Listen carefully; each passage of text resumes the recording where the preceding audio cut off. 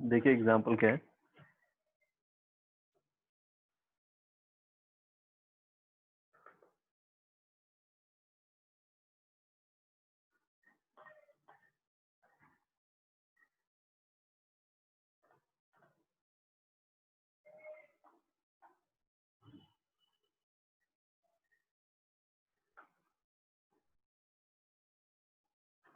आपको दिख रहा है कि हमने एक कंडक्टर लिया है, बट इस कंडक्टर का जो क्रॉस सेक्शन एरिया है वो कांस्टेंट नहीं है।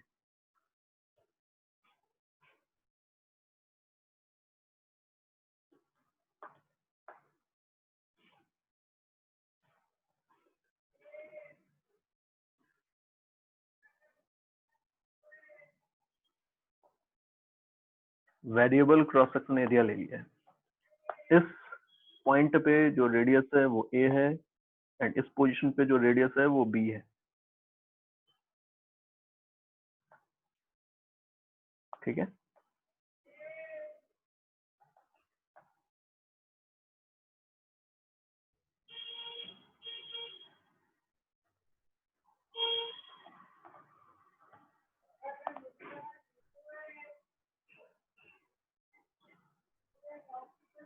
ऐसा कुछ है। ठीक है,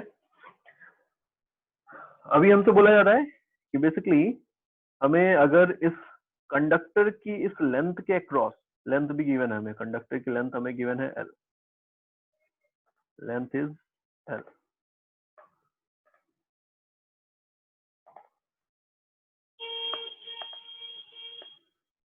अगर हमें इस लेंथ के अक्रॉस करंट को फ्लो कराना है, तो इस लेंथ के अक्रॉस अगर करंट को फ्लो कराएंगे, तो इन दैट केस ये पूरा का पूरा कंडक्टर इक्विवेलेंटली कितना रेजिस्टेंस ऑफर करने वाला है। हमें इस कंडक्टर के मटेरियल की कंडक्टिविटी गिवन है रो, जो कि यूनिफॉर्म है, रेजिस्टिविटी यूनिफॉर्म है। ओके, देन आपको बताना है कि इक्विवेलेंट रेजिस्टेंस उसका कितना होने वाला है। देखिए रेजिस्टेंस निकालने के लिए अब क्या करना चाहिए। अभी क्रॉस सेक्शनल एरिया आपको दिख रहा है कि जैसे जैसे आप इस कंडक्टर के थ्रू करंट की बात करेंगे तो आपको दिख रहा है कि क्रॉस सेक्शनल एरिया तो लगातार चेंज हो रहा है। एंड अगर क्रॉस सेक्शनल एरिया वेरिएबल था, तो अब ये जो रिलेशन हम लिख रहे थे, इस रिलेशन में आपको क्लियर हो रहा होगा कि क्रॉस सेक्शनल एरिया अगर वेरिएबल है तो हम डायरेक्टली इस रिलेशन को तो यूज कर ही नहीं सकते। इन दैट केस हमें क्या करना पड़ेगा, हम यहाँ पर इंटीग्रेशन वाले मेथड का यूज करने वाले हैं। मैंने बोला आपसे कि सपोज ये यहाँ पर मैंने एक बहुत ही स्मॉल से एलिमेंट को कंसिडर कर रखा है। एलिमेंट अब कैसा होगा, अगर इस कंडक्टर पे आप एलिमेंट लेंगे तो डिस्क लाइक स्ट्रक्चर मिलने वाला है। देखिए अब ये डिस्क लाइक स्ट्रक्चर मिलेगा। बेसिकली अगर आप इसको साइड से देख रहे हो तो ऐसा दिख रहा है, अगर आप इसको ऐसे देखते हैं तो इस तरह का कुछ स्ट्रक्चर मिलेगा। बताओ समझ पा रहे हैं क्या? ओके, तो इस तरह से हमने यहाँ पर एक एलिमेंट कंसिडर किया है। ये जो एलिमेंट है, अगर हम इसकी ये वाली विथ बहुत ही स्मॉल ले लें, ये वाली जो आपको विथ दिख रही है अगर बहुत स्मॉल ले लें, तो ऑलमोस्ट इसका इस सरफेस का जो क्रॉस सेक्शनल एरिया होगा और इस सरफेस का, डिस्क है ये स्मॉल सी, इसके दोनों ही सरफेसेस के जो क्रॉस सेक्शनल एरिया होंगे वो ऑलमोस्ट सेम होने वाले हैं। आप जितना इसको थिन कंसिडर करेंगे उतना ही ज्यादा एक्यूरेसी यहाँ पर आने वाली है ना, बोल सकते हैं हम ऐसा। तो हम सिंपली यहाँ पर ये जो स्मॉल सी स्ट्रिप देख रहे हैं इसका क्रॉस सेक्शनल एरिया लिख सकते हैं। लेट इसका क्रॉस सेक्शनल एरिया लिखना है मुझे। मैंने अभी यहाँ पर इस पॉइंट से इस डिस्क की ये डिस्टेंस को x कंसिडर किया हुआ है, सो दैट ये जो थिकनेस है ये कितनी हो जाएगी, dx। अब इस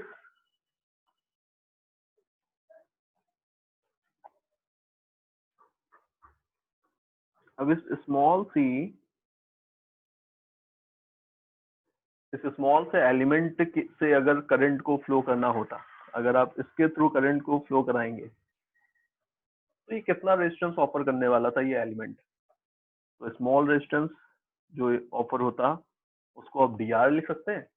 किसके इक्वल होता, तो रो इनटू लेंथ जो करंट ने ट्रेवल की है थ्रू द कंडक्टर, कितनी लेंथ ट्रेवल की इसके अंदर, इस स्मॉल एलिमेंट के लिए बात हो रही, कितनी लेंथ ट्रेवल की, dx अपॉन अपॉन में cross sectional area, cross sectional area कितना होगा, तो अभी इसके लिए आपको यहाँ पर बेसिकली क्रॉस सेक्शनल एरिया अगर लिखना है तो आपको ये वाली लेंथ चाहिए। देखिए कौन सी, आपको इस डिस्क का ये वाली रेडियस चाहिए, क्योंकि जब आप इस रेडियस को ऑब्टेन कर लेंगे तब आप बोलेंगे कि pi R square cross sectional area यहाँ पर इस एलिमेंट के थ्रू करंट पास करेगा।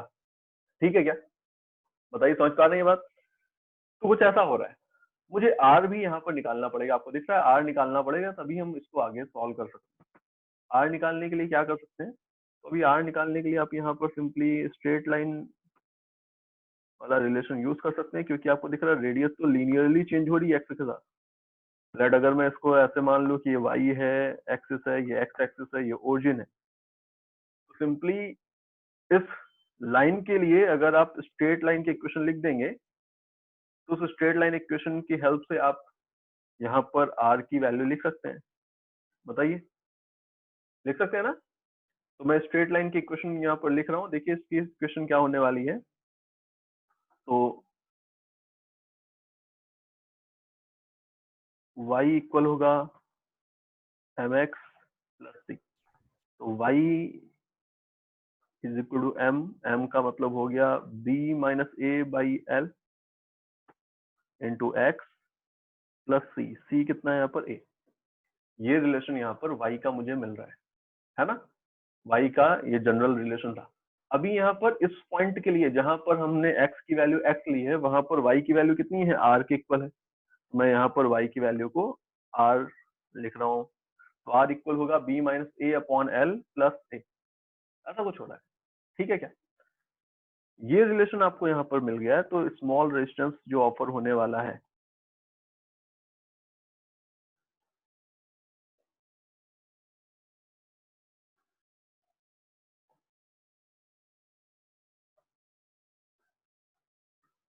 देखिए स्मॉल रेजिस्टेंस जो ऑफर होने वाला है डी आर, वो इक्वल है rho into D X upon pi B minus A upon L into X plus A का होल स्क्वायर।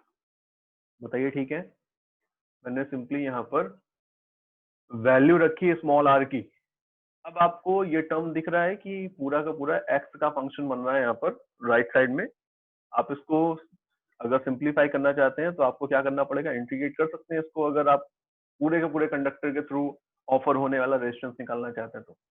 इसको जब इंटीग्रेट करेंगे तो लिमिट्स क्या लेंगे आप, देखिए मैं इसको इंटीग्रेट कर रहा हूँ। डी आर इक्वल होगा rho into D X upon pi B minus A upon L into X plus A का होल स्क्वायर। इंटीग्रेशन कर रहा हूँ करूंगा मैं, तो मुझे इक्विवेलेंट रेजिस्टेंस मिलेगा। इंटीग्रेशन कहाँ से कहाँ तक होगा, तो एक्स की लिमिट्स रखनी है।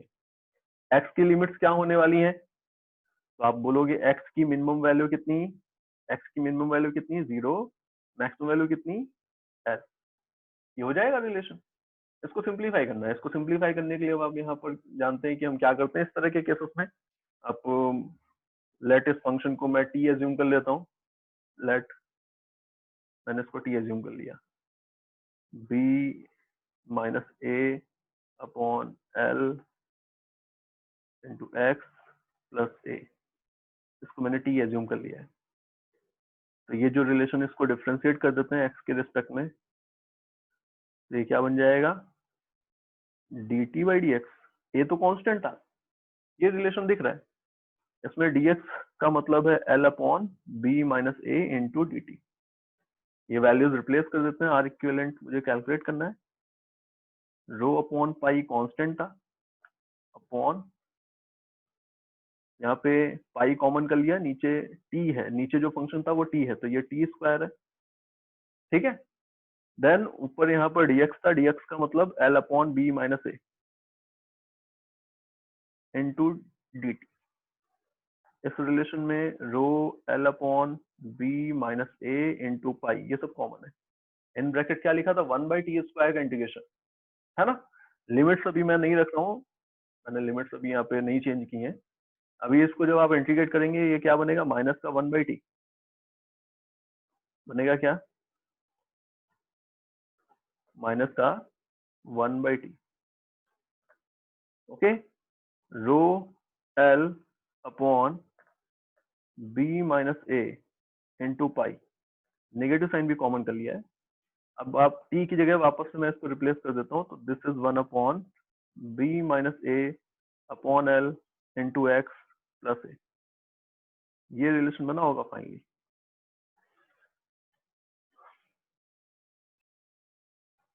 तो ये इस फॉर्म में ये दिख रहा है मुझे, इस रिलेशन को देखिए, this is rho L upon pi B minus A, negative sign है यहाँ पर। अब एक बार जब आप एल रखेंगे पूरे फंक्शन में, देखिए जब आप एल रखेंगे यहाँ पर एक्स की जगह पर, तो B minus A upon L into L, L से एल कैंसिल होगा, क्या बनेगा, B minus A plus A. तो B minus A plus A first time. Second time में जब आप जीरो रखेंगे तो ये पूरा टर्म जीरो हो जाएगा, क्या बनेगा, सिंपली ए। देन माइनस का rho L upon pi B minus A, ये किसके इक्वल आ रहा है, ये ए से ए कैंसिल हो रहा है, 1/b माइनस 1/a, क्या बनेगा, a minus B upon A B. Negative sign है बाहर, अंदर मल्टीप्लाई कर सकते हैं, तो a minus B minus A में कन्वर्ट हो जाएगा, b माइनस ए से b minus A cancel out हो जाएगा। तो this is rho L upon pi A B. ये रिलेशन मुझे दिख रहा है आर इक्विवेलेंट का, ठीक है क्या, बताइए। आर इक्विवेलेंट का ये मुझे रिलेशन मिल रहा है कि इतना होगा इक्विवेलेंट रेजिस्टेंस। ओके, एक और एग्जांपल है,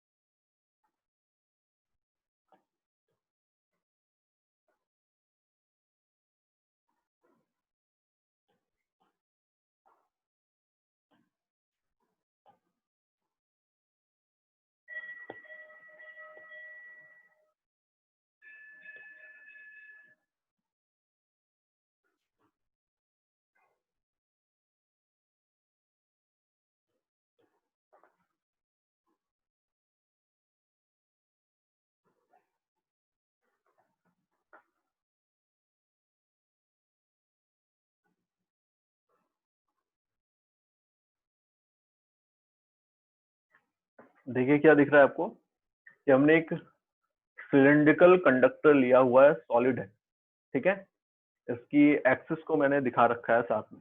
आपसे बोला जा रहा है कि इस सिलिंड्रिकल कंडक्टर की लेंथ एल है, लेंथ कितनी इसकी एल है, एंड टोटल रेडियस यहाँ पर जो आपको दिख रही है, this is capital R. Okay, but अभी पॉइंट क्या है कि इसकी जो कंडक्टिविटी है, इस सिलेंड्रिकल कंडक्टर की जो कंडक्टिविटी है वो यूनिफॉर्म नहीं है, बल्कि जो कंडक्टिविटी है वो एक्सिस से किसी भी पॉइंट की डिस्टेंस कितनी होगी इस पर डिपेंड कर रही है। एंड इस तरह का एक रिलेशन यहाँ पर डिफाइंड है, conductivity of the material is varying with distance from axis as sigma is equal to sigma naught 1 plus small r by capital R। इस रिलेशन के अकॉर्डिंगली यहाँ पर कंडक्टिविटी चेंज होती हुई दिख रही है।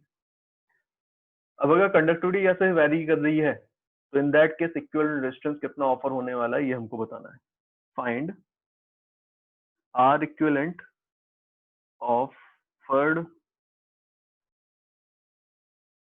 by कंडक्टर, कितना रेजिस्टेंस यहाँ पर ऑफर करने वाला है पूरा पूरा कंडक्टर, ये बताना है।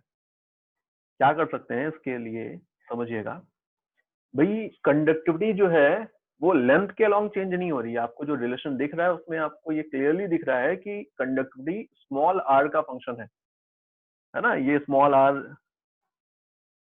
इसको बोला है, स्मॉल आर के साथ चेंज हो रही है, लेंथ के साथ ये चेंज नहीं हो रही है। दैट मीन अगर यहाँ पर मैं एक पॉइंट कंसिडर करूं, देखिएगा इंपॉर्टेंट पॉइंट, अगर मैं यहाँ पर स्मॉल आर डिस्टेंस पे एक पॉइंट कंसिडर करूं, ठीक है बेटा, ये वाला, इस पॉइंट पे जो कंडक्टिविटी होगी एग्जैक्टली उतनी ही कंडक्टिविटी इस पॉइंट की भी होगी, क्योंकि ये पॉइंट भी कैसा है, आर डिस्टेंस भी है। नॉट ओनली दिस पॉइंट, बल्कि हम इस लाइन को देखें तो इस लाइन के हर एक पॉइंट पे कंडक्टिविटी सेम होने वाली है क्या ऐसा? बताइए, समझ पा रहे हैं? एंड सिर्फ एक लाइन नहीं है ऐसी, अब मैं बोल सकता हूँ कि अगर यहाँ पर ये आपको एक लाइन दिख रही थी तो एक लाइन यहाँ पर भी है, इस लाइन के भी हर एक पॉइंट पे कंडक्टिविटी सेम थी, क्योंकि सेम डिस्टेंस पे सारे के सारे पॉइंट्स होंगे। एंड अगर आप इमेजिन कर पा रहे हैं तो 3 डायमेंशनल डायग्राम है। आप यहाँ पर बोल सकते हैं कि अगर हम इस r डिस्टेंस पे ये एक सिलेंड्रिकल सरफेस अज्यूम करें, तो सिलेंड्रिकल सरफेस के हर एक पॉइंट पर कंडक्टिविटी सेम ही होनी चाहिए, क्योंकि हर एक पॉइंट एक्सिस से इक्वल डिस्टेंस पे है। क्या ये क्लियर हो रहा है आपको?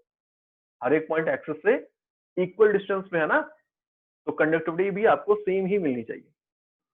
तो इस लॉजिक से यहाँ पर अब मैं आपसे बोल रहा हूँ कि भाई अगर देखें कंडक्टिविटी यूनिफॉर्म होती है तो हम सीधे रिलेशन लगाते हैं, बट कंडक्टिविटी यूनिफॉर्म नहीं है तो हम आर वाला रिलेशन तो नहीं लगा सकते, तो हमें कोई एलिमेंट लेना है।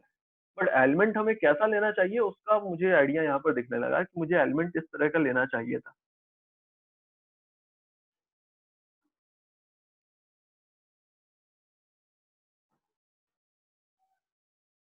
देखिए मैंने कैसा एलिमेंट कंसिडर किया हुआ है यहाँ पर,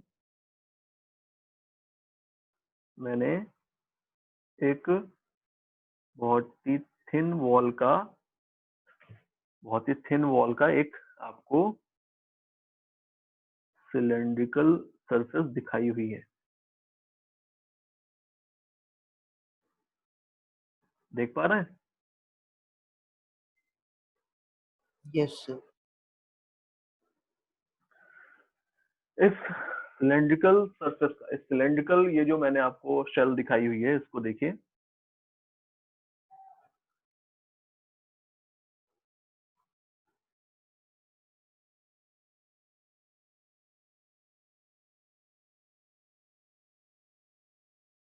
ये अंदर से कैसी होगी, हॉलो होगी, क्योंकि मैंने ये सिलेंड्रिकल यहाँ पर शेल ली हुई है, तो अंदर से कैसी होगी, हॉलो, है ना?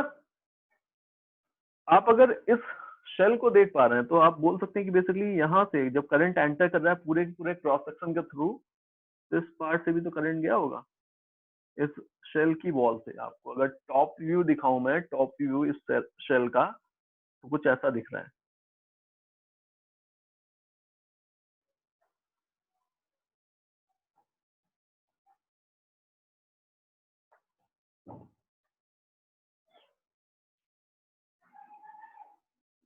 बोलो बेटा, टॉप व्यू तो इसका कुछ ऐसा दिख रहा है, top view means sorry side view. अगर यहाँ से आकर के ऑब्जर्वर देखेगा तो उसको कैसा दिखने वाला है, कुछ इस तरह का व्यू दिखने वाला है, शेल को देखे केवल। तो इस पार्ट से जो करंट एंटर करेगा यहाँ पर, जो इन पॉइंट से इस पे करंट एंटर करेगा, है ना, हम उस करंट के लिए बात कर रहे हैं। देखिए क्या हो रहा है यहाँ पर,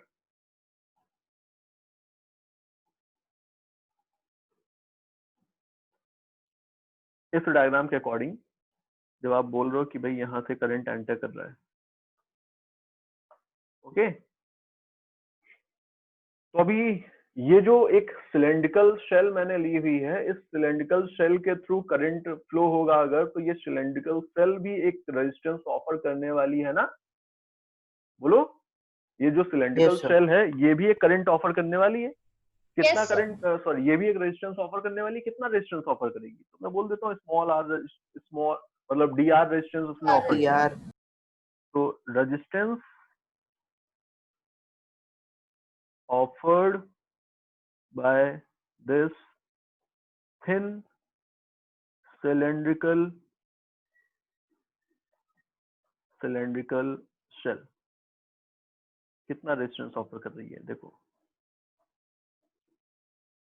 देखिए भाई, अब बोल सकते हैं कि इसका रिलेशन तो यही होता है रो एल बाई ए, यहाँ पर एल क्या है, ए क्या है, ये आपको समझना है। अच्छा, करंट अगर इस क्रॉस सेक्शन से एंटर करेगा, समझ पा रहे हैं ना, इस क्रॉस सेक्शन से, तो बाहर कहाँ से निकलेगा, इस क्रॉस सेक्शन से। ऐसे ही कुछ हो रहा है, बताइए कितनी लेंथ ट्रेवल की करंट ने इस क्रॉस इस शेल के अंदर से, कितनी लेंथ ट्रेवल की इसने।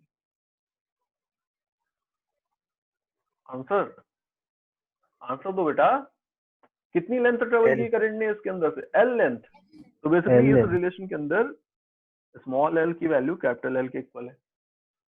कितना क्रॉस सेक्शन एरिया रहा होगा इसका, जिस क्रॉस सेक्शन एरिया से करंट ट्रेवल कर रही है, इसका क्रॉस सेक्शन एरिया कितना रहा होगा। तो क्रॉस सेक्शनल एरिया अगर देखना है आपको, और आप इनफाइनेटली थिन सिलेंड्रिकल शेल लेकर के चलेंगे, तो आपने बहुत बार क्रॉस सेक्शनल एरिया निकाला है ऐसे केसेस में। क्या होने वाला है क्रॉस सेक्शनल एरिया, पाई आर डी आर। समझ पा रहे हैं ना। तो आप यहाँ पर स्मॉल आर डिस्टेंस पे ये शेल देख रहे हैं, एंड इस शेल की थिकनेस कितनी लेते हैं हम लोग, in that case D R लेते हैं। तो 2 pi R into D R कितना होगा, 2 pi R into D R. तो इसका cross sectional area 2 pi R into D R हो गया। ये रिलेशन मुझे यहाँ पर रेजिस्टेंस का मिल रहा है। इस रिलेशन को देखें अगर हम, तो आपको ये जो रिलेशन मिला है, ये इस थिन शेल का रेजिस्टेंस आपको दिख रहा है। ओके, अब रो की वैल्यू भी लिख सकते हैं। रो की वैल्यू क्या होगी, 1 बाई सिग्मा के टर्म में लिखेंगे, तो डी आर क्या होने वाला है, 1 बाई सिग्मा, एंड सिग्मा की वैल्यू कितनी है, तो सिग्मा नॉट। तो ये रिलेशन ऐसे बन रहा है कुछ, 1 upon sigma naught 1 plus small R by capital R into L upon 2 pi R into D R. बताइए ठीक है ना, यहाँ तक सब कुछ मैंने रो की वैल्यू लिखी है इन टर्म्स ऑफ सिग्मा, ठीक है ना बेटा। ओके, सुन रहे हैं ना मेरी बात। हाँ सर सुन रहे। यस अब ये बताइए यहाँ पर इस केस के अंदर कि हमें यहाँ पर अगर इस शेल का रेजिस्टेंस मिल गया, और मैं आपसे बोलूं कि ऐसी कितनी शेल्स होंगी, तो आप बोलेंगे भाई ऐसी तो बहुत सारी शेल्स हो सकती हैं। देखिए कैसे कैसे, मैं यहाँ पर अगर देखूं, तो साइड व्यू दिखा रहा हूं मैं आपको, साइड व्यू। तो साइड व्यू कुछ ऐसा दिखेगा, ये टोटल क्रॉस सेक्शन था, उस क्रॉस सेक्शन के थ्रू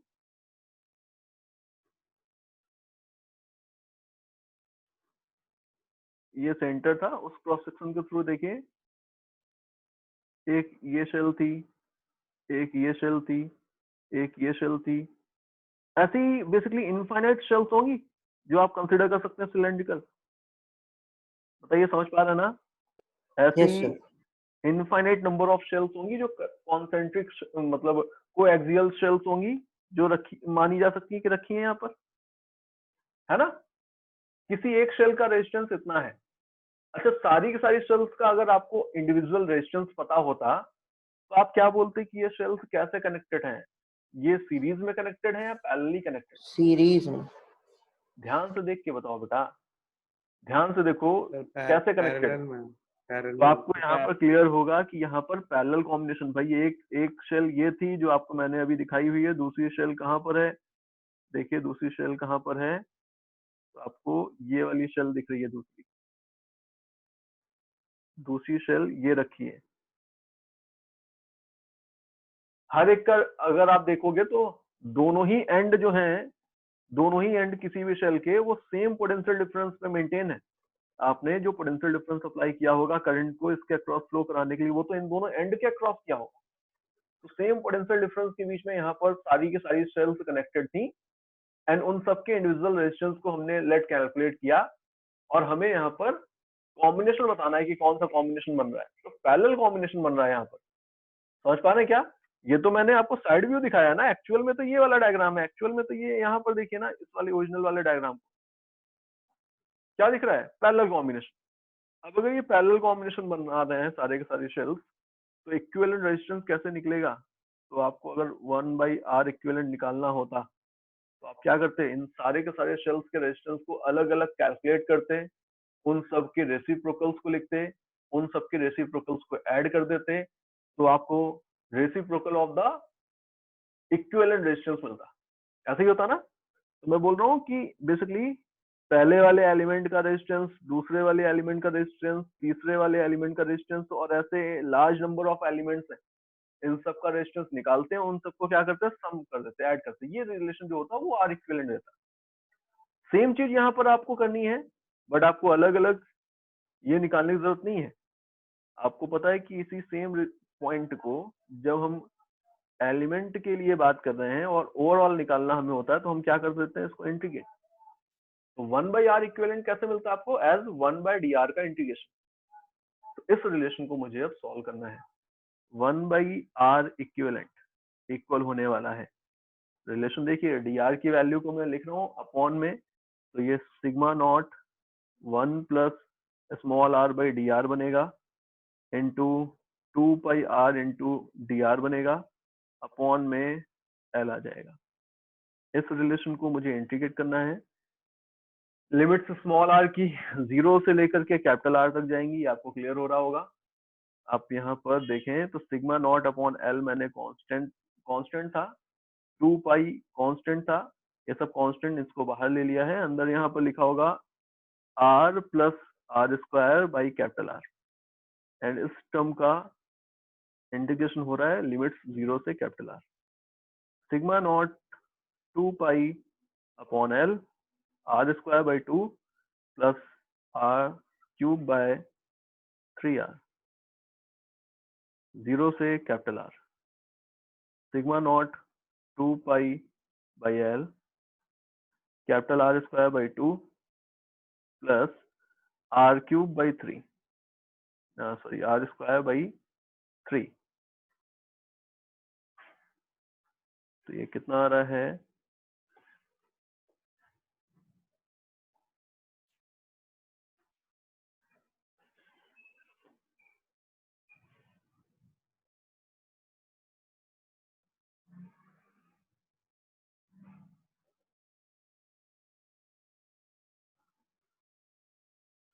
ये आ रहा है, this is sigma naught 2 pi by L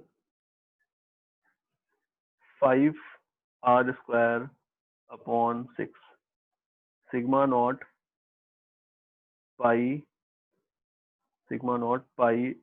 r square 5 upon 3l। This is 1/R equivalent. 1/R equivalent हमने कैलकुलेट किया। R इक्विवेलेंट कितना है, तो 3l upon 5 sigma not pi r square. आप इसको इस फॉर्म में लिख सकते हैं, 3l upon 5 sigma not pi r square. तो इक्विवेलेंट रेजिस्टेंस आपको कुछ इतना मिल रहा है।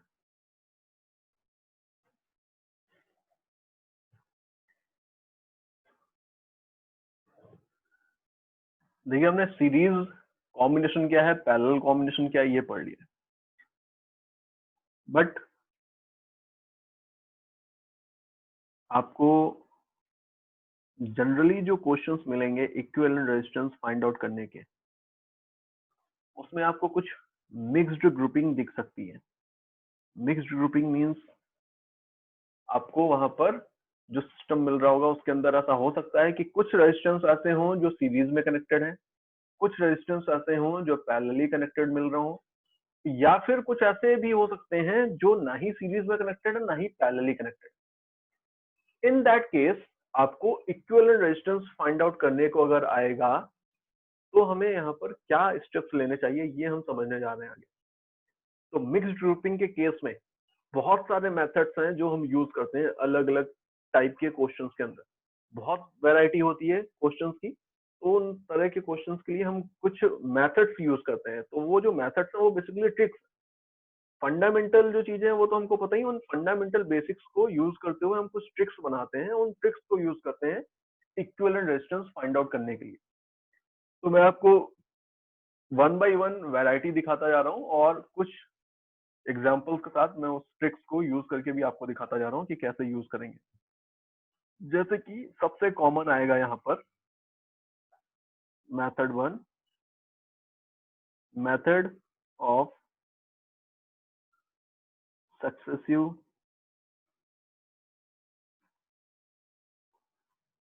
रिडक्शन।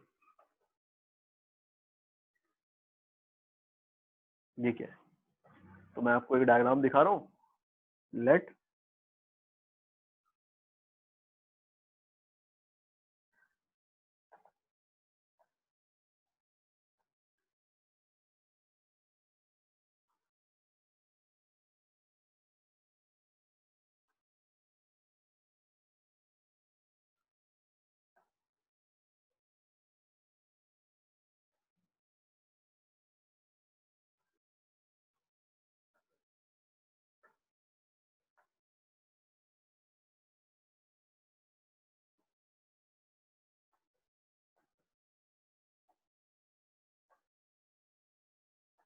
कुछ रेजिस्टेंस हैं जिनको मैंने इस सेशन में कनेक्ट कर रखा है।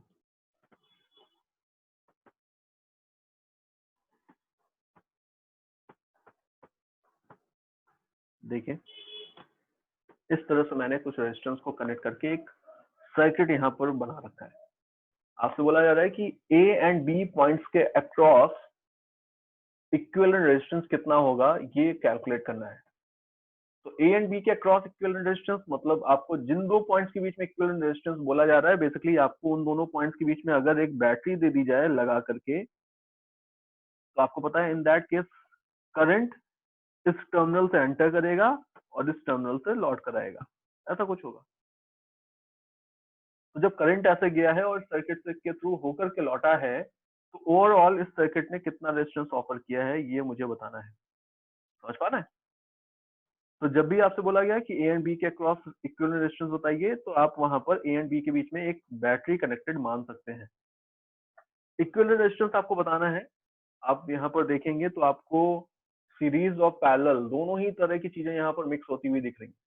तो ऐसे क्वेश्चंस में सबसे पहले हमें क्या करना चाहिए? सबसे पहले तो हम पूरे के पूरे प्रॉब्लम के अंदर देखेंगे कि क्या कोई ऐसा पार्ट है जिसको देख करके हम डायरेक्टली सीरीज बोल सकते हैं या पैरेलल बोल सकते हैं। तो आपको दिखेगा कि भाई यहाँ पर अगर आप इन रेजिस्टेंस को देखें तो इन रेजिस्टेंस के लिए तो ऐसा कुछ भी नहीं हो रहा है, ना ही इनको सीरीज में बोला जा सकता है क्या? अच्छा बताइए, ये दोनों सीरीज में है क्या? बताइए जल्दी से, क्या ये दोनों सीरीज में है? Yes sir. नहीं है बेटा, सीरीज के लिए मैंने कंडीशन बताई थी। कंडीशन को हमेशा याद रखना है। क्या कंडीशन मैंने बताई थी? कि पहले तो एंड टू एंड कनेक्टेड होने चाहिए, एंड दूसरी कंडीशन थी कि रेजिस्टेंस जो है इन दोनों में सेम करंट जाना चाहिए। अभी ऐसा सेम नहीं होगा। करंट जाएगा। यहाँ से अगर करंट आप भेजेंगे तो वो करंट यहाँ पर जाकर के स्प्लिट हो सकता है ना अभी, डिवाइड हो मतलब ये सकता है। सीरीज में नहीं है। पॉइंट समझ में आ रहा है? तो हमें यहाँ पर उस लॉजिक को लगाते हुए सीरीज और पैरेलल की बात करनी है। ये सीरीज थोड़ी है अभी। बट ये तीन रेजिस्टेंस मुझे दिख रहे हैं यहाँ पर। इन तीनों रेजिस्टेंस को मैं बोल सकता हूँ कि ये डेफिनेटली सीरीज में है। क्यों? क्योंकि अगर यहाँ से कोई भी करंट एंटर करे इस तरफ, तो अब डेफिनेटली एक ही सिंगल ब्रांच है जिस ब्रांच के थ्रू इस करंट को लौटना होगा। जितना करंट इसमें गया है उतना ही करंट इसमें जाएगा, उतना ही करंट इसमें जाएगा। ये मुझे दिख भी रहे थे सीरीज में कनेक्टेड, मतलब उस फैशन में कनेक्टेड है ना, single branch wise, as well as यहाँ पर आपको दिख रहा है करंट भी तीनों में सेम ही गया है। तो हम बोल रहे हैं ये तीनों रेजिस्टेंस सीरीज में है। ओके, एंड अगर ये तीनों सीरीज में है तो हम इन तीनों का इक्विवेलेंट फाइंड आउट कर सकते हैं। तो ये जो मेथड है, इस मेथड के अंदर हम यहाँ पर देखिए सबसे बेसिक मेथड है, लेकिन आपको कई बार ये मेथड यूज करना पड़ेगा क्योंकि बहुत तरह के क्वेश्चंस बनते हैं जिसमें आपको इसी मेथड को प्रेफरेंस देनी चाहिए मेरे अकॉर्डिंग। अभी आप यहाँ पर जब आप इन तीनों रेजिस्टेंस का सीरीज कॉम्बिनेशन बनाएंगे, इन तीनों का सीरीज कॉम्बिनेशन बनाएंगे, तो ये कितना आएगा इक्विवेलेंट? इन तीनों का इक्विवेलेंट कितना आएगा? R plus 2R plus R 4R आएगा क्या? और तो आप क्या कर सकते हैं, इन दोनों पॉइंट्स के बीच में, लेट इन दोनों सारे पॉइंट्स की मैं नेमिंग कर देता हूँ, A B C D E F G H। तो आप यहाँ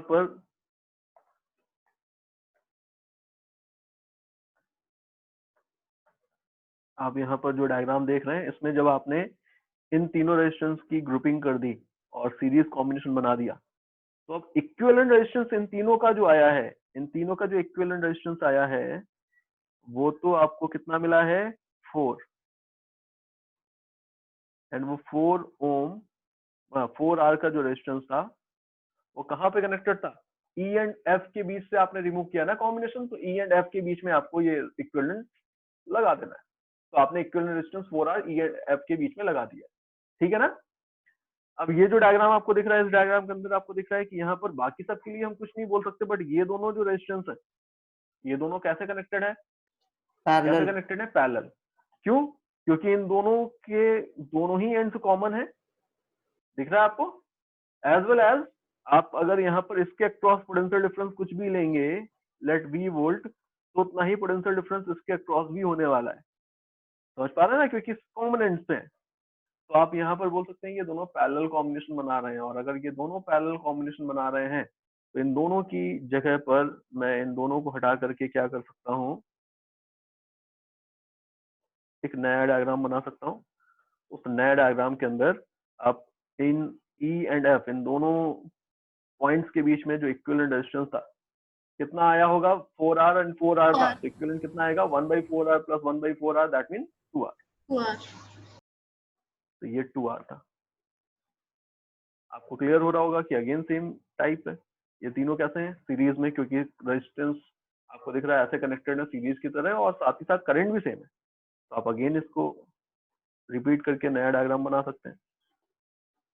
आपने जब नया डायग्राम बनाया, तो उस नया डायग्राम के अंदर वापस से आपको दिख रहा है इन तीनों रेजिस्टेंस का जो इक्विवेलेंट आएगा, वो कहाँ पे कनेक्ट करना चाहिए हमको? D एंड G के बीच में। तो ये वाला सर्किट बन रहा है, 4R आएगा आगे। देन ये जो आपको दोनों रेजिस्टेंस, ये दोनों जो आपको दिख रहे हैं, ये वापस से पैरेलल है, ठीक है ना? इन दोनों को हटा करके आप इनकी जगह पर पैरेलल कॉम्बिनेशन का लगा सकते हैं। इनका पैरेलल कॉम्बिनेशन कितना आया होगा? 2R।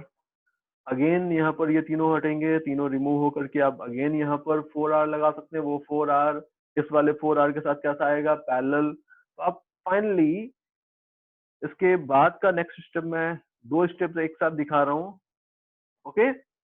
हमें 2 स्टेप्स यहाँ पर अगर मैं एक साथ दिखा दूं, तो आपको समझ में आ रहा होगा कि यहाँ पर ओवरऑल ये जो रेजिस्टेंस आ जाएगा, कितना आ गया?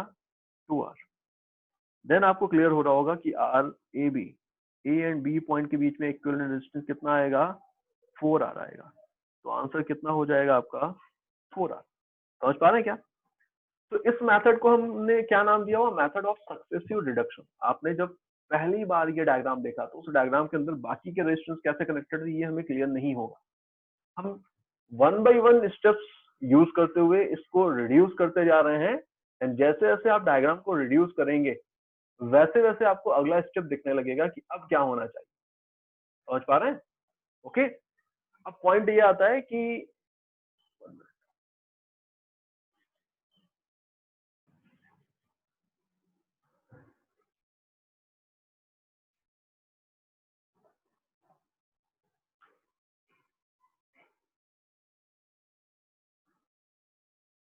करना है भाई सबको ये क्वेश्चन।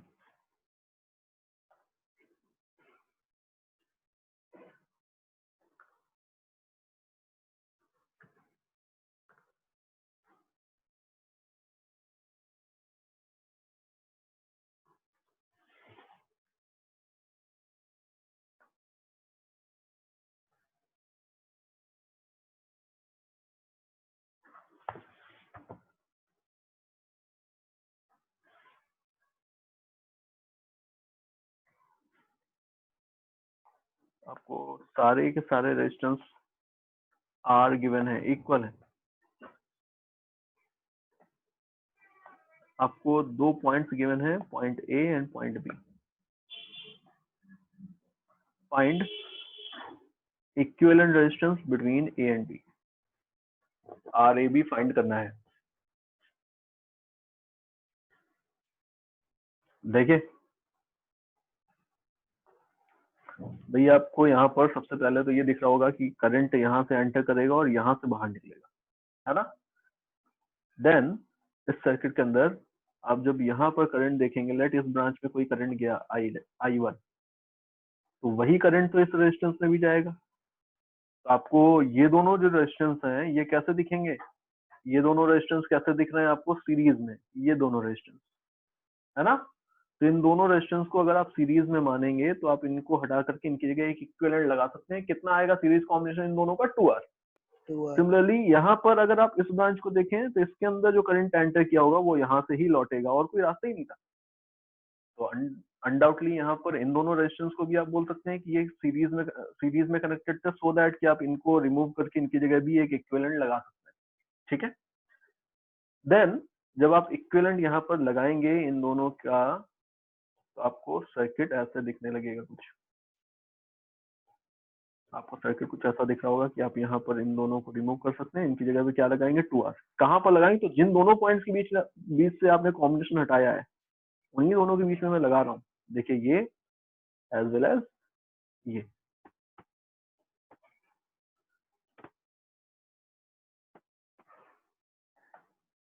है ना, कितना आया था, 2R एंड 2R। बोलो बेटा, ऐसा था ना कुछ डायग्राम।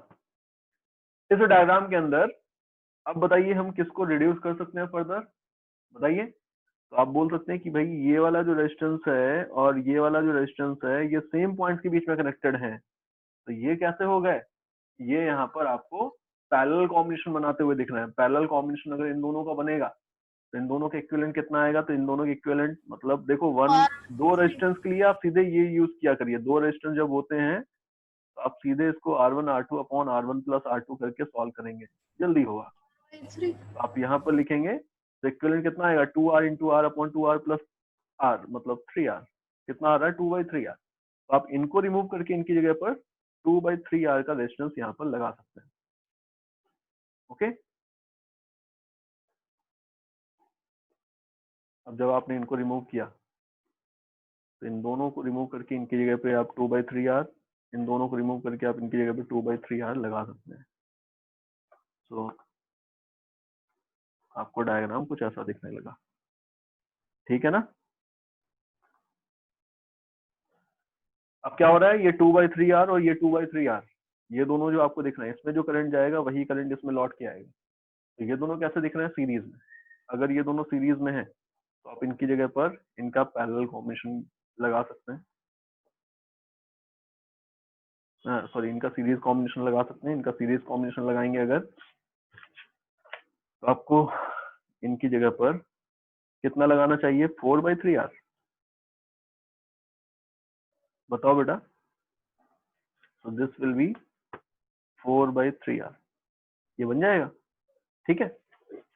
ये 4/3R एंड ये R सीरीज में कनेक्टेड होंगे, ये पैरेलल में कनेक्टेड होंगे, तो पैरेलल कॉम्बिनेशन का R upon 4/3R upon R plus 4/3R that means 7/3R। 3R 3 से 3R से R कैंसिल हो रहा है, 4R/7 इज द इक्विवेलेंट। इनकी जगह पे जब आप इक्विवेलेंट लिखेंगे तो 4/7 हो जाएगा। अरे भाई समझ में आ रहा है, Yes, sir. इनको जब आप रिमूव Yes. करोगे इन दोनों को, इन दोनों की जगह पे आप क्या लगा सकते हो, तो 4/7R। This is 4/7R। अब देखिए ये 4/7R है, ये R है। इक्विवेलेंट आपको ए एंड बी के बीच में निकालना है, तो करंट ऐसे गया होगा, यहाँ से एंटर किया तो यहाँ से लौट रहा है, तो करंट ऐसे जाएगा जो इसमें वही इसमें जाएगा ना। तो इन दैट केस आप क्या बोलोगे कि ये वाले दोनों जो रेजिस्टेंस है ये सीरीज में कनेक्टेड हैं, एंड अगर ये सीरीज में कनेक्टेड है तो इनका पैरेलल, इनका सीरीज कॉम्बिनेशन कितना आएगा, तो इनका सीरीज कॉम्बिनेशन अगर आप लिखेंगे, ये पॉइंट ए है, ये पॉइंट बी है, इनके बीच में एक R कनेक्टेड है। जब इनका सीरीज कॉम्बिनेशन आप लिखेंगे तो कितना आ जाएगा, ये 11/R, सॉरी 11/7R। तो ये आ रहा है, ये R ऑलरेडी था और ये 11/7R। तो RAB कितना, बोलो RAB कितना आ गया? तो RAB अगर आप लिखोगे तो ये आ गया है 11/7R into R upon 11/7 plus 1 into R। ये कितना आ रहा है? 11/7R upon 18/7R। 7 7 कैंसिल, 11/18। तो आंसर कितना आ गया है? 11/18R। Answer RAB is equal to 11/18R। समझ पा रहे हैं?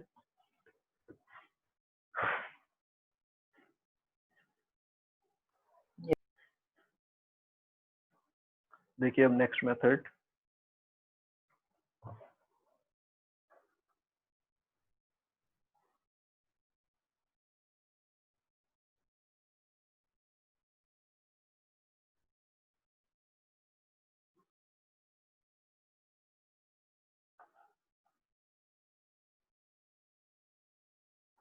Method of plane of symmetry. Plane of symmetry method क्या है? मैंने आपके सामने एक सर्किट ड्रॉ कर दी। देखिए अगर कहीं पर भी आपको मिक्स्ड ग्रुपिंग दिखी और उसमें आपको सक्सेसिव डिडक्शन वाला मेथड यूज होता हुआ दिख रहा है, तो आप पहले ही प्रेफरेंस आपकी वही होनी चाहिए, आप उसको ही अप्लाई करेंगे। बट अगर ऐसा नहीं हो रहा है, सपोज आपको मैं एक एग्जांपल दिखा रहा हूँ किस तरह का आपको एक डायग्राम मिल गया।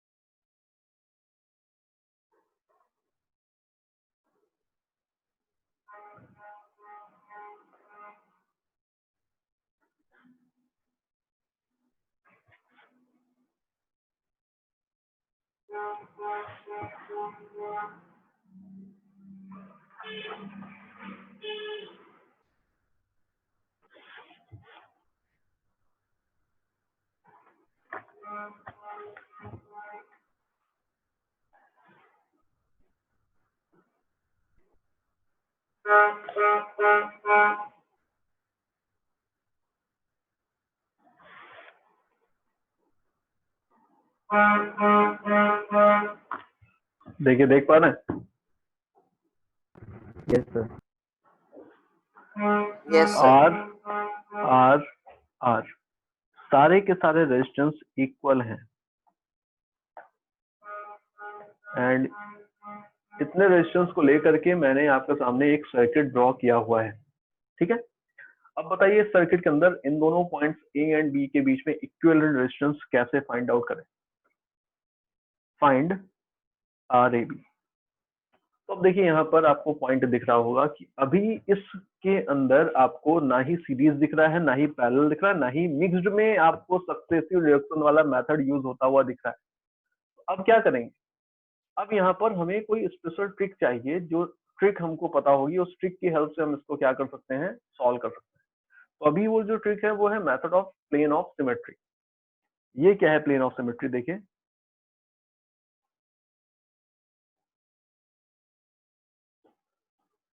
जब आपको इस तरह का केस दिख रहा है जो अभी मैंने आपको दिखा रखा है, तो इस तरह के केस में आपको मैं बोल रहा हूँ कि बेसिकली आपको यहाँ पर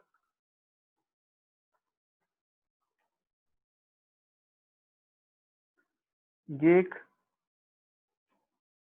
देखिए मैंने एक प्लेन का, एक प्लेन को साइड से दिखाया हुआ, यहाँ पर एक प्लेन आप कंसिडर कर सकते हैं इस तरह से। ठीक है ना, समझ पा रहे हैं? ये देखिए एक प्लेन मैंने यहाँ पर आपको दिखाया हुआ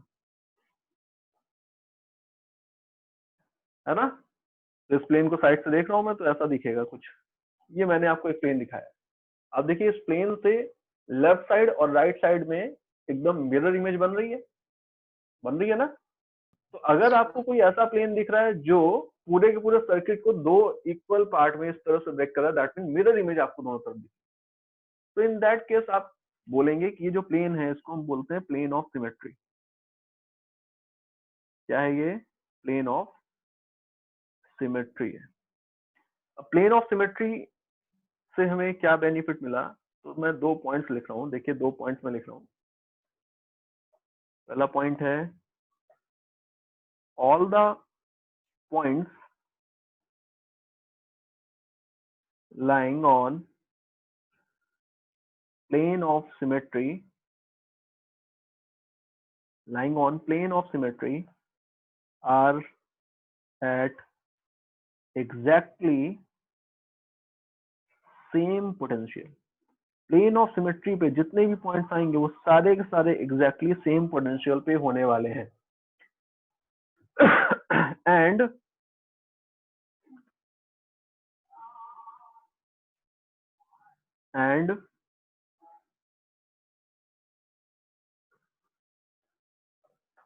at the same potential, hence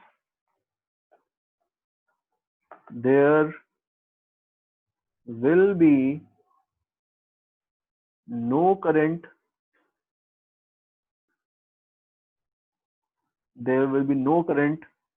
between two such points। एक पॉइंट ये था, एक पॉइंट और दूसरा है। दूसरा पॉइंट है any resistance lying on plane of symmetry, short में यूज कर रहा हूं, plane of symmetry can be removed and a junction can be split into two parts। चलिए देखिए समझिए भाई, मैंने कुछ पॉइंट्स लिखे हैं। क्या है ये पॉइंट्स? तो सबसे पहला पॉइंट तो यहाँ पर मैंने एक्सप्लेन किया है कि भाई प्लेन ऑफ सिमेट्री को हम कैसे यूज कर रहे हैं। तो मैंने बोला है कि अगर आपको कोई प्लेन ऑफ सिमेट्री मिल रही है सर्किट के अंदर, तो इन दैट केस उस प्लेन ऑफ सिमेट्री के हर एक पॉइंट का पोटेंशियल सेम होगा। हर एक पॉइंट के पोटेंशियल सेम होने से क्या इफेक्ट पड़ रहा है, तो हमें पता है कि अगर दो पॉइंट सेम पोटेंशियल पे हैं V एंड V, अब अगर इनके बीच में मैं एक वायर को कनेक्ट कर दूं, एक रेजिस्टेंस को कनेक्ट कर दूं, तो इन दैट केस क्या उस रेजिस्टेंस से कोई करंट फ्लो होगा? बताइए, नहीं होगा। क्योंकि करंट के फ्लो होने का मेन जो रीजन है वो तो यही है कि जब आप पोटेंशियल डिफरेंस किसी कंडक्टर के क्रॉस, किसी वायर के क्रॉस सेटअप करते हैं, तब उसके अंदर फील्ड आती है, तब उसके अंदर वहां पर करंट का फ्लो स्टार्ट होता है। अगर दो सेम पोटेंशियल पे पॉइंट्स थे, उनके बीच में आपने कोई रेजिस्टेंस कनेक्ट कर रखा है, तो उसमें कोई भी करंट फ्लो नहीं हो रहा होगा। समझ पा रहे हैं ये पॉइंट? तो इस प्लेन ऑफ सिमेट्री में सारे के सारे पॉइंट सेम पोटेंशियल पे होंगे, पहला पॉइंट। दूसरा पॉइंट है कि अगर यहाँ पर अभी इस डायग्राम के अंदर तो आपको ये पॉइंट नहीं दिख रहा है, दूसरा डायग्राम मैं अभी बनाऊंगा आपको, उसमें क्लियर होगा। लेट अगर यहाँ पर एक रेजिस्टेंस ऐसे भी कनेक्टेड होता है, यहाँ पर मैंने अभी यहाँ पे सर्किट को थोड़ा सा मॉडिफाई कर दिया, देखिए ऐसे कर दिया, तो आपको दिख रहा है ना कि ये जो रेजिस्टेंस है, ये वाला रेजिस्टेंस जो आपको मैंने दिखाया है, ये वाला रेजिस्टेंस, ये वाला resistance exactly plane of symmetry पे ही लाई कर रहा है ना? तो इस पॉइंट का पोटेंशियल जो होगा according to the concept of plane of symmetry, वही पोटेंशियल इस पॉइंट का है। एंड अगर दोनों पॉइंट्स के बीच का पोटेंशियल सेम है, तो इससे कोई करंट फ्लो नहीं हो रहा। एंड अगर इस रेजिस्टेंस से कोई भी करंट फ्लो नहीं हो रहा है, तो इस रेजिस्टेंस की सर्किट के अंदर कोई रिक्वायरमेंट नहीं है, तो आप सिंपली इस रेजिस्टेंस को इस सर्किट के अंदर से रिमूव कर सकते थे। क्लियर? तो ये एक पॉइंट मैंने यहाँ पर आपको दिखाया हुआ है।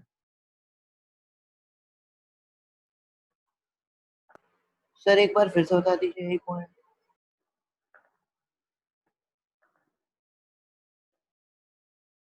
मैंने बोला है कि बेसिकली प्लेन ऑफ सिमेट्री के मतलब है कि इस प्लेन ऑफ सिमेट्री के हर एक पॉइंट का पोटेंशियल सेम है, और अगर हर एक पॉइंट का पोटेंशियल सेम है, तो दो सेम पोटेंशियल पे पॉइंट्स के बीच में अगर हम कोई भी वायर कनेक्ट करेंगे, तो उसमें कोई करंट नहीं फ्लो होगा, क्योंकि करंट का फ्लो होने का रीजन ही होता था पोटेंशियल डिफरेंस।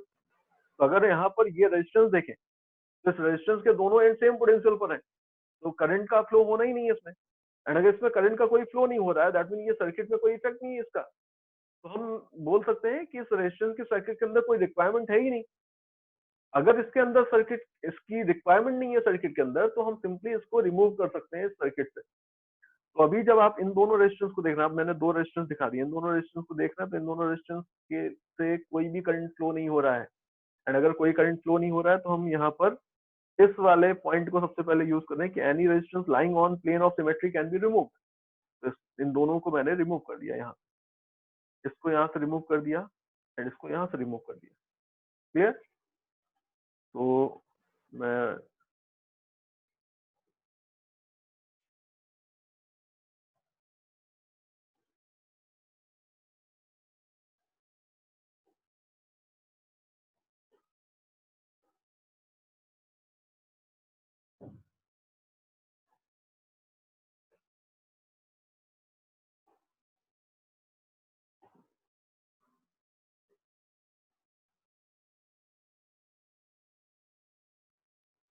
तो मैंने क्या किया, इसको यहाँ से रिमूव कर दिया है एंड इसको यहाँ से रिमूव कर दिया।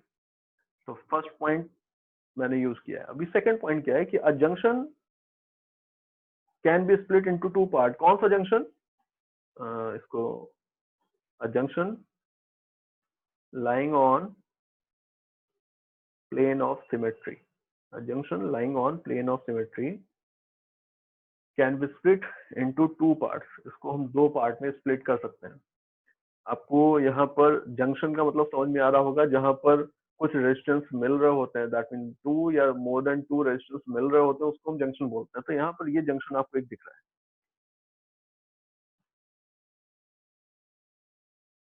देखिए इस जंक्शन को, ये वाला जंक्शन, ये सेंटर पे हम इस जंक्शन को फ्री कर सकते हैं।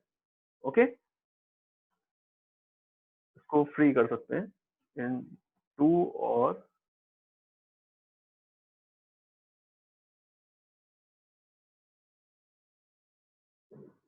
कैसे फ्री कर सकते हैं, देखिए इसको मैं फ्री करने जा रहा हूँ। तो बेसिकली ये जो जंक्शन था, हम इसको इस फॉर्म से इस फॉर्म में ला सकते हैं कन्वर्ट करके, देखिएगा।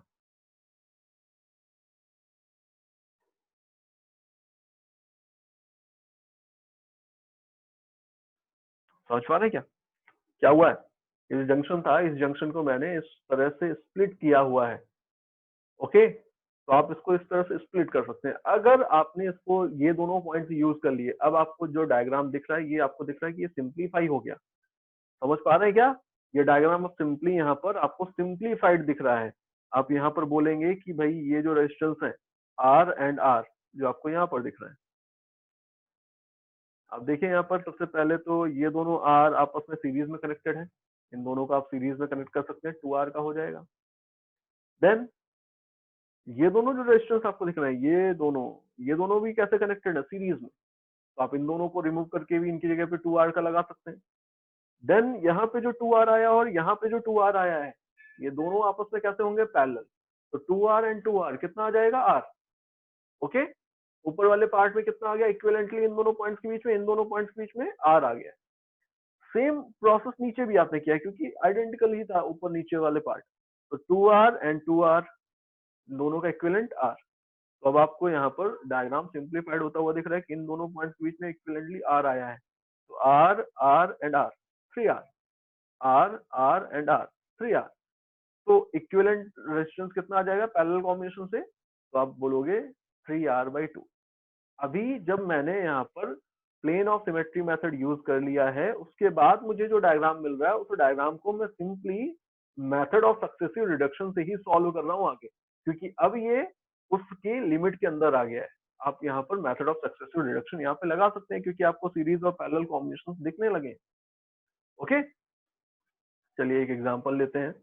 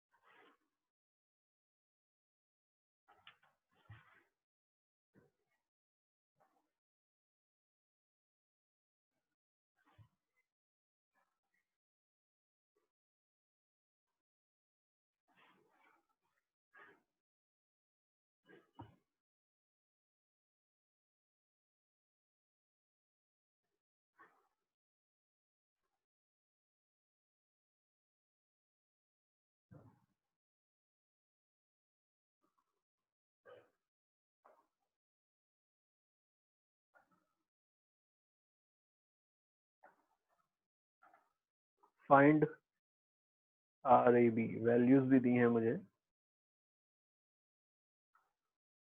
3 ओम 3 ओम 5 ओम 2 ओम 2 ओम 4 ओम।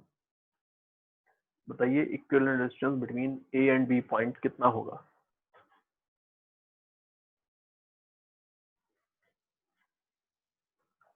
तो अभी यहाँ पर इस केस में आपको प्लेन ऑफ सिमेट्री पहले तो देखना पड़ेगा कि कहाँ पर है। तो आपको ये दिख रही है प्लेन ऑफ सिमेट्री। अब आपको 2 पॉइंट्स यहाँ पर मैंने बताए हैं। प्लेन ऑफ सिमेट्री की पे अगर प्लेन ऑफ सिमेट्री पे अगर कोई रेजिस्टेंस लाई कर रहा है, दैट मीन इसकी बात नहीं कर रहे हैं, ये प्लेन ऑफ सिमेट्री पे लाई नहीं कर रहा है। आपको क्लियर हो रहा होगा। ऑन द प्लेन जो लाई कर रहा है वो है 5 ओम वाला रेजिस्टेंस, ये जो दिख रहा है। तो इस रेजिस्टेंस को आप रिमूव कर सकते हैं अगर आपको रिक्वायरमेंट ऐसी दिख रही है कि इसको रिमूव करने से प्रॉब्लम सॉल्व हो रही है, सिंप्लीफाई हो रहा है, तो आप इसको रिमूव कर सकते हैं। ओके, तो इसको मैंने रिमूव कर दिया यहाँ पर।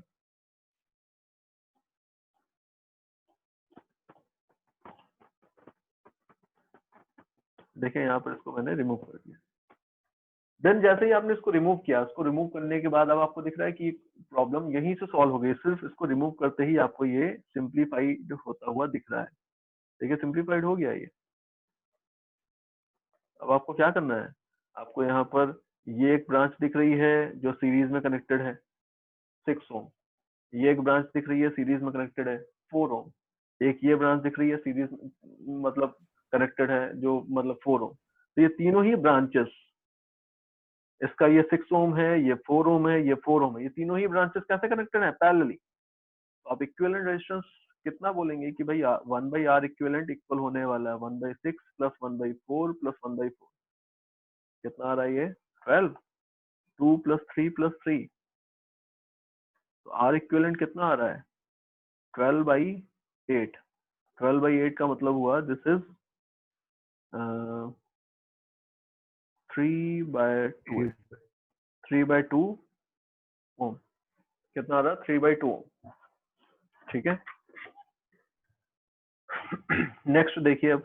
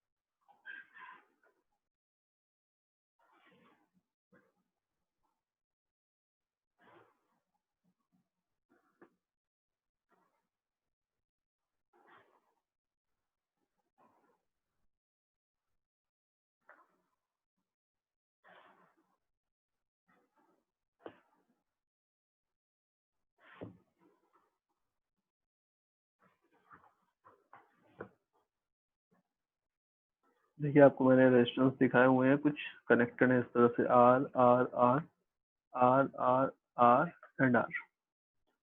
आप समझ पा रहे होंगे कि एक प्रिज्म लाइक स्ट्रक्चर बन रहा है ना?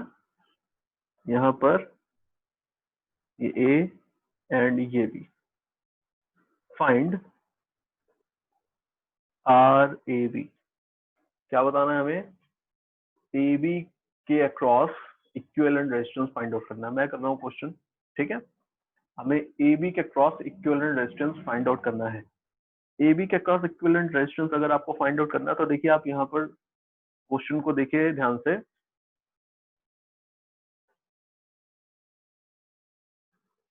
हम इसको रीड्रॉ कर सकते हैं सो दैट कि आपको ज्यादा क्लियरली विजुअलाइज होगा।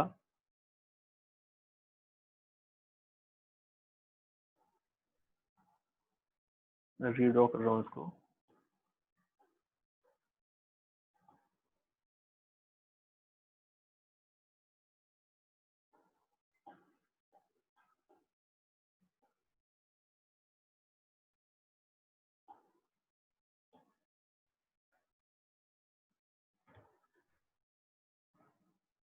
देखिए मैंने इसको रीड्रॉ किया हुआ है, देख पा रहे हैं? सेम सर्किट था, उस सर्किट को मैंने रीड्रॉ करके ड्रॉ दिखाया हुआ है आपको। ओके, क्लियर है? वही है ना? Yes sir. यस। अभी आपको प्लेन ऑफ सिमेट्री दिख रही है यहाँ पर, प्लेन ऑफ सिमेट्री भी मैंने दिखा दिया है। ये जो मैंने आपको ये प्लेन दिखाया हुआ है यहाँ पर, ये वाला, ये प्लेन ऑफ सिमेट्री को रिप्रेजेंट कर रहा है। तो this is plane of symmetry. अगर आप इस डायग्राम में देखेंगे, इस डायग्राम में प्लेन ऑफ सिमेट्री कहाँ पर था, तो यहाँ से कहीं ऐसे पास हो रहा होगा, यहाँ से कहीं ऐसे पास हो रहा होगा। 3 डायमेंशनल है डायग्राम, आपको सेकंड वाला डायग्राम क्लियरली दिख रहा होगा। तो अभी यहाँ पर इस प्लेन ऑफ सिमेट्री के लिए आप सेम लॉजिक लगा सकते हैं। बताइए, आपको अगर प्लेन ऑफ सिमेट्री अगर दिख रही है तो बताइए कौन सा रेजिस्टेंस है जिसको आप रिमूव कर सकते थे यहाँ पर। तो आपको ये वाला रेजिस्टेंस दिख रहा है, ये प्लेन ऑफ सिमेट्री पे ही लाई कर रहा है ना बेटा? अगर ये प्लेन ऑफ सिमेट्री पे ही लाई कर रहा है तो आप सिंपली इसको यहाँ से रिमूव कर सकते हैं। तो मैं इसको रिमूव कर रहा हूँ, इसको रिमूव करूंगा अगर मैं,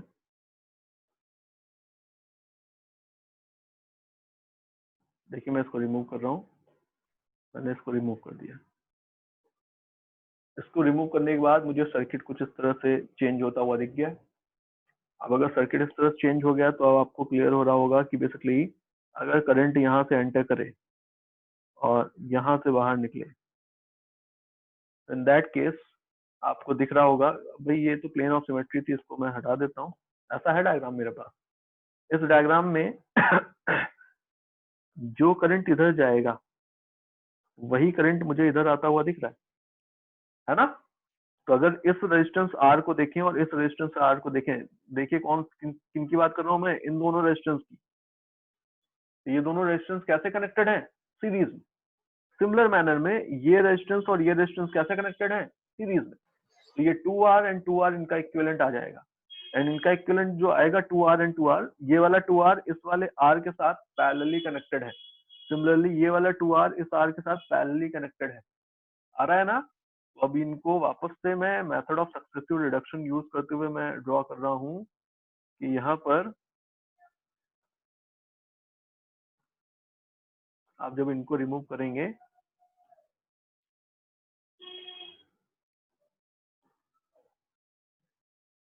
तो कुछ ये डायग्राम बन रहा है।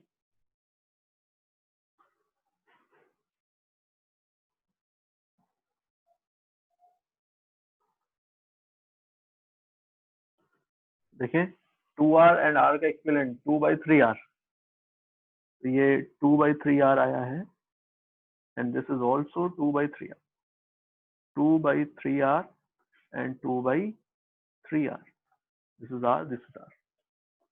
ठीक है ना? ठीक है, बोलो। Yes sir. देन ये 2/3R and R and 2R, ये वाला टर्म पूरा पूरा आपको दिख रहा है कैसा है? सीरीज में कनेक्टेड है। एंड अगर ये सीरीज में कनेक्टेड है तो इक्विवेलेंट कितना आ जाएगा इसका? 2R plus 2/3R। तो 2R प्लस 2/3R, इन सबको रिमूव करके आप इसकी जगह पे पैरेलल कॉम्बिनेशन यहाँ पर लगा सकते हैं।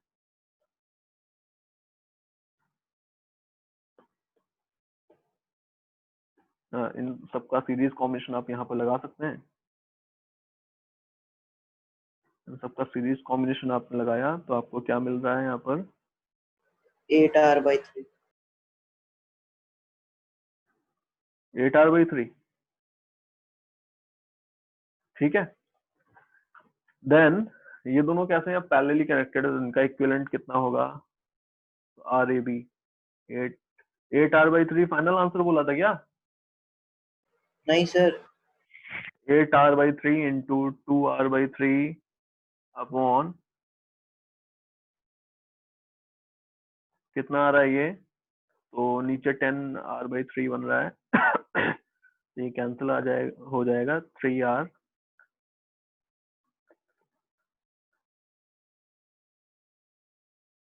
ये बन रहा है 16/3R इंटू 10, तो 8 5 8R/15 आ रहा है आंसर तो। Yes sir. ठीक है।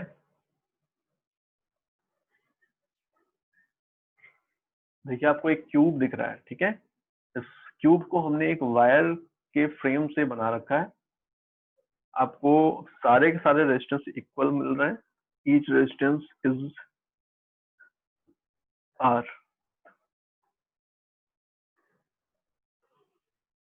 ठीक है बेटा। यहाँ पर आपको ये पॉइंट दिख रहा है, पॉइंट ए, एंड यहाँ पर आपको एक दूसरा पॉइंट दिख रहा है, पॉइंट जी। दिख रहा है point A and point ji.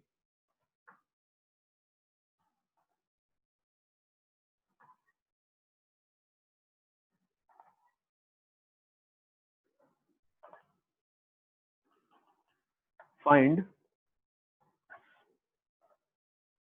Equivalent resistance between A and G. क्या बताना है? ए एंड जी के बीच में इक्विवेलेंट रेजिस्टेंस आपको बताना है, ठीक है।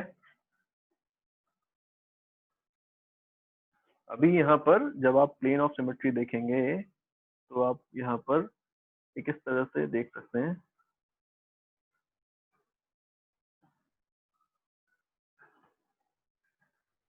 इस तरह से आपको एक प्लेन मिल रहा होगा।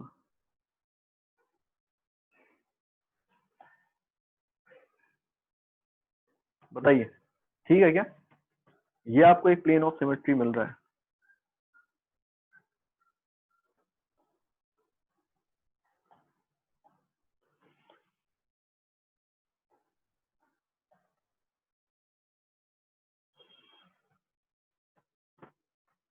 है ना? तो इस प्लेन पे जो रेजिस्टेंस लाई करेंगे वो रेजिस्टेंस आपको पता है, उन रेजिस्टेंस का इस सर्किट के अंदर कोई भी रिक्वायरमेंट नहीं है। तो आप सिंपली यहाँ पर देख सकते हैं कि ये दो रेजिस्टेंस ऐसे दिख रहा है मुझे। एक रेजिस्टेंस तो मुझे ये दिख रहा है एंड एक रेजिस्टेंस मुझे ये दिख रहा है। इन रेजिस्टेंस को आप यहाँ से रिमूव कर सकते हैं। तो अगर मैं इन रेजिस्टेंस को यहाँ से रिमूव करूंगा तो नया सर्किट डायग्राम कैसा बनेगा?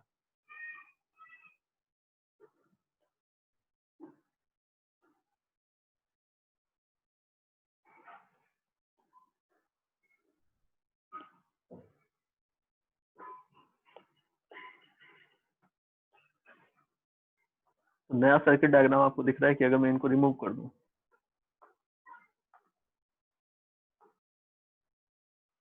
इनको मैंने रिमूव कर दिया। इनको रिमूव करने के बाद आपको नया सर्किट डायग्राम दिख रहा है कि इस तरह का कुछ बन रहा है।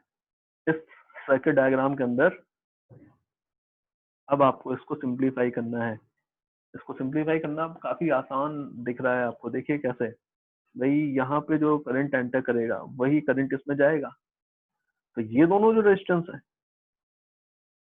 ये दोनों रेजिस्टेंस कैसे कनेक्टेड हैं? तो ये दोनों रेजिस्टेंस आप बोल सकते हैं सीरीज में कनेक्टेड। सिमिलरली ये दोनों रेजिस्टेंस कैसे कनेक्टेड है? सीरीज में। तो ये 2R एंड 2R कितना आ जाएगा? 2R उधर 2R इधर, तो कंबाइन करेंगे तो पैरेलल कॉम्बिनेशन बनाएंगे तो दोनों ब्रांचेस का कितना आ जाएगा? R। तो आप इन दोनों की जगह पर R यहाँ पर कनेक्ट कर सकते हैं।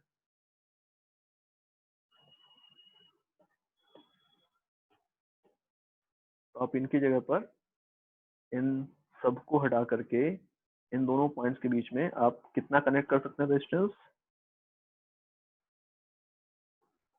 R। कितना आ गया? R आ गया, ठीक है ना बेटा। सिमिलर मैनर में ये जो नीचे वाला पार्ट आपको दिख रहा है, ये वाला और ये वाला कैसे है? ये वाला सीरीज में था दोनों, तो 2R, ये वाला 2R, तो 2R वो कैसे आएंगे? पैरेलल। तो आप इनको हटा करके इनकी जगह भी R लगा सकते हैं। तो यहाँ पर आपको इनकी जगह पर जो इक्विवेलेंट दिख रहा होगा ये R होने वाला है। बताइए, ठीक है? क्लियर? देन आपको ये दिख रहा है कि ये ऊपर वाला जो पार्ट है ये पूरा सीरीज बचा है। ये पूरा सीरीज बचा है, तो R R R कितना आ गया? 3R। एंड ये कितना आ गया? R। तो R इक्विवेलेंट कितना आ जाएगा? तो R equivalent across A and G equal होने वाला है 3R into R upon 3R plus R। कितना आ रहा है? 3R by 4।